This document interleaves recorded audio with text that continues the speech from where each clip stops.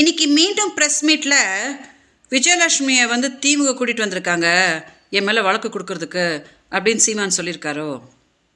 சீமான் அவர்களே, முதல்ல சொன்னீங்க எனக்கு விஜயலட்சுமி யாருன்னே தெரியாது அப்படின்னு சொன்னீங்க.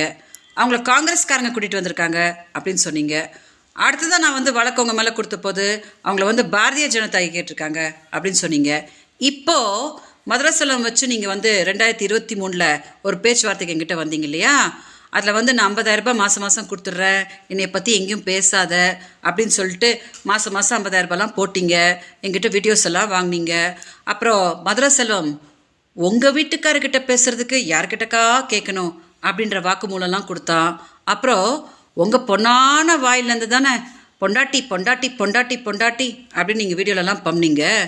அந்த வீடியோஸ் எல்லாம் வந்து காவல்துறைக்கிட்ட கொடுத்து காவல்துறை எடுத்துகிட்டு போய் அதை அப்படியே நீதிமன்றத்தில் கொடுத்து அதையெல்லாம் பார்த்து தான் அவங்க விஜயலட்சுமி அவங்களோட முதல் மனைவியா அப்படின்னு கேட்டிருக்காங்க.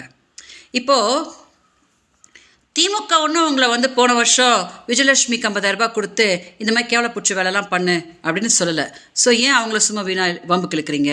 அப்போ இன்னொரு விஷயம் சொன்னீங்களாம், அந்த பொம்பளை கொஞ்சம் நேரில் வர சொல்லுங்கள், நான் உட்காந்து பேசுகிறேன் அப்படின்னு. நான் காத்துட்ருக்க சீமானவர்களே, உங்களை நேரில் பார்த்து என்னைய பார்த்தா உனக்கு எப்படா தெரியுது அப்படின்னு கேட்கணுன்னு நான் காத்துட்டு தான் இருக்கேன். கொஞ்சம் காவல்துறைக்கிட்ட சொல்லுங்கள், உடனே அதுக்கு அரேஞ்ச் பண்ணிவிடுவாங்க. ஏமாத்தாதீங்க சீமானவர்களே, என்னோட பாவத்தை கட்டிக்காதீங்க. 2 நாளைக்கு முன்னாடி கூட சமாதான பேச்சுவார்த்தைக்கு நீங்கள் ஆட்களை அமுச்சுட்டு இன்னைக்கு அப்படியே ப்ரெஸ் கிட்ட வந்து அந்த பொம்பளை அவள் அப்படி இப்படி அப்படின்னு இன்னைக்கு கூட துரோகம் பண்ணுறீங்களா? அதான் நான் சொல்லிகிட்டே இருக்கிறேனே, என்னோட பாவம் உங்களை சும்மாவே விடாது. இன்னும் எப்படிலாம் போட்டு பருத்தி எடுக்க போகுது அப்படின்னு நீங்கள் பாருங்கள். மீடியா தயவு செஞ்சு இந்த வீடியோ கொஞ்சம் டெலிகாஸ்ட் பண்ணுங்கள். சீமான் பார்க்கணும். வணக்கம்.